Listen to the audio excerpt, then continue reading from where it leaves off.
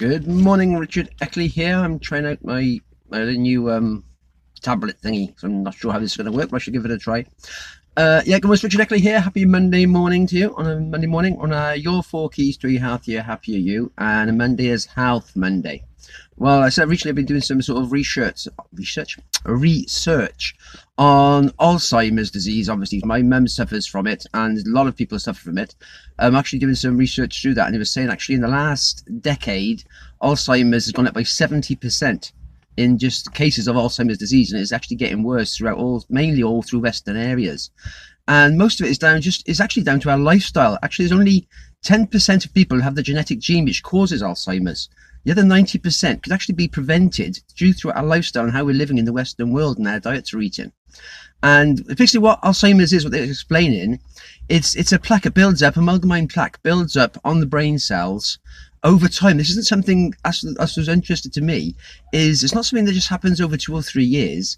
This is a very slow development disease. It can take 20 or 30 years of slowly developing over that time. You could be starting off when you're sort of in your 30s and 40s and not know about it, because our brain is so, it's amazing the technology and stuff inside our brain it can do. It actually combats any problems. So for years and years, the brain is actually sort of defending itself and protecting itself, and that builds up this plaque. And over the years, this all builds up and builds up and builds up until we get into our later years, and that's when it sort of starts to come out as the Alzheimer's and sort of the memory loss we seem to be having.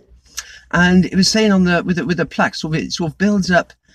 It's an amalgamated plaque that builds up, but it doesn't actually. It's protecting itself, because what it is, the brain thinks, because our diets are so high in sort of sugar, we're not getting sort of enough sleep, we're not eating the right foods, as our sort of Western lifestyle has changed. The plaque basically gets built up during the daytime, and at night time you have the 7 hours sleep is what we really need, optimum sleep, and that helps then clear that plaque away. The brain has like a cleaning mechanism which helps clear this plaque away at night time. Then the following day it builds up plaque again, and then that night it clears it away again, depending on what things we're eating, what we're doing, and how it develops. And it's this plaque buildup that causes the cells not to be connected properly, and that's how we start to lose our memory and lose things, because the connections aren't so good anymore.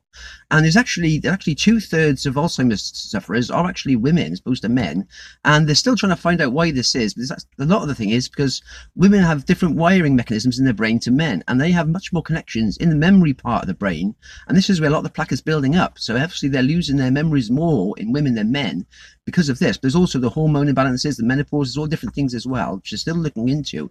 Because as I said, although this disease has been around for years, it's so many sort of these last sort of like 50 years really, where it's really our lifestyles have changed, and that's actually bringing this disease on, is through our lifestyles.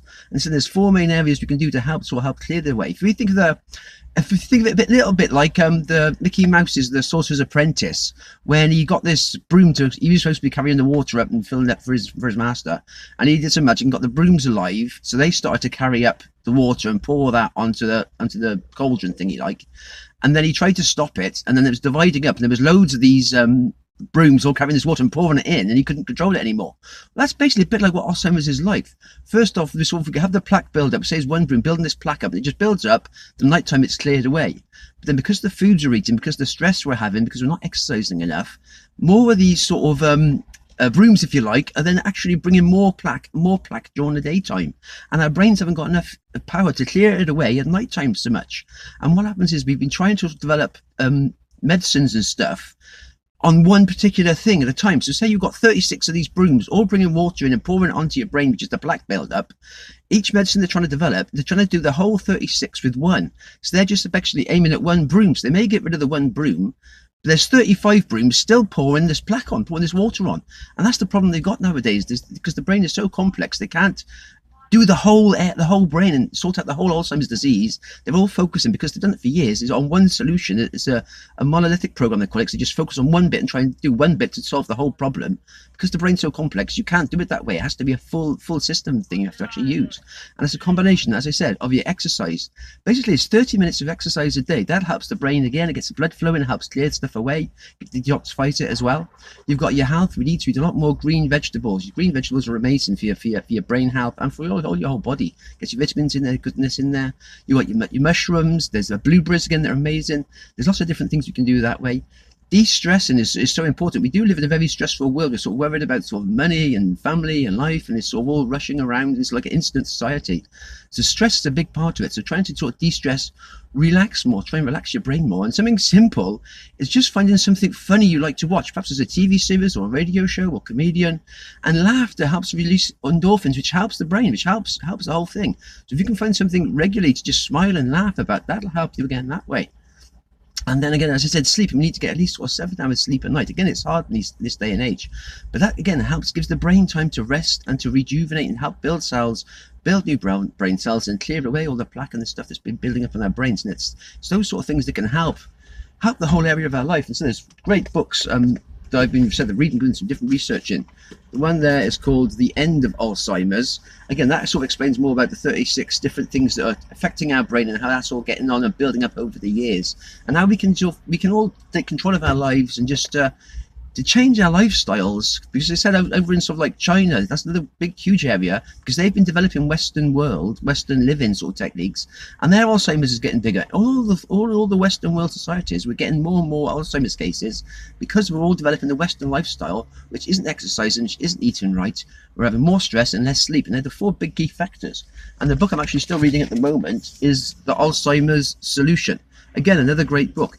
As I said, if you know anybody that's got Alzheimer's, a family friend or friend, just let them to read these. Tell them to read these books, get some information, and to slowly adapt it. Because you say it is a new lifestyle, but it's doing it slowly, developing over time, which can help so much in the future, and that's just so important. And there's also a little website you can go on called apoe4.info, and that's people with Alzheimer's and other sort of mental disability. They call it cognitive. No, there they are. Cognitive disease. It's like your memory's sort of slowly going, and Alzheimer's is part of it. There's different areas as well. And that apoe4.info, people put on there different things they're finding that helps solutions, helps problems, and it's a good thing to have a look at on yourself and get some information. So yeah, that's my little thing on sort of Alzheimer's today. It's quite a not intense one, but I was trying to get through all the stuff I'm doing. If you can, please just sort of share this video so people can know about the books. If they know Alzheimer's, about Alzheimer's, and it's just so important to try and help prevent it. If we can, there's stuff we can do to help prevent it. Obviously, that's just amazing, because medically, there's nothing they can do. At the moment, they've got little tablets that can slightly slow it down, but there is no known case of, as the old saying, we know people that have survived cancer, but we don't know anyone who survived Alzheimer's. They have no way to cure Alzheimer's. They've got little things that can slow it down for a little bit. But unfortunately, one of the doctors was saying there, she's a neurologist, and she said it's not a nice joke, but it's what they call it, is when someone's got Alzheimer's, they come in, it's diagnosed and adios, because there's nothing they could do up till now. They just said, well, you have to prepare yourself for a frightful, scary journey of basically losing all your memory and things like that, and it's just prepare yourself for it, and there's nothing they could do. Well, now we've learned through our food, through our health, through our exercise, through our diet, through de-stressing, there is stuff we can do which helps regenerate our brain, actually get the brain cells coming back again, clearing away the plaque and stop producing the plaque. So our brain is just basically defending itself, because we're having too much sugar, too much stress. We're doing toxins in our mind, in our bodies, all the sort of foods we're eating, the processed foods, and it's all reducing all of this and getting the good stuff back in, which actually helps our brains and gives us a much healthier, happier life. And it's also, not only does it help on the Alzheimer's, it helps with heart disease, it helps with cancers. There is so many things, just having a good but healthy lifestyle, healthy body, and it just helps prevent you from having a good old age, because we're all living longer. And if you can get our brains working well as well, because our brains are amazing, the stuff they can do is absolutely unbelievable. And if you can just help them keep going, that makes the whole health and the whole future is better. Yeah, I hope you got some value from this. You got something to say, get some comments, just please drop them below. And please, if you can share this so people know about these 2 books, read the books, get some information about Alzheimer's. There is stuff we can do to help prevent it, and that's the biggest thing we can do nowadays. Yeah, my name is Richard Eckley. You can get in touch with me at rickeckley67@yahoo.co.uk. You can private message me, and yeah, I hope you all have a good day. All the best.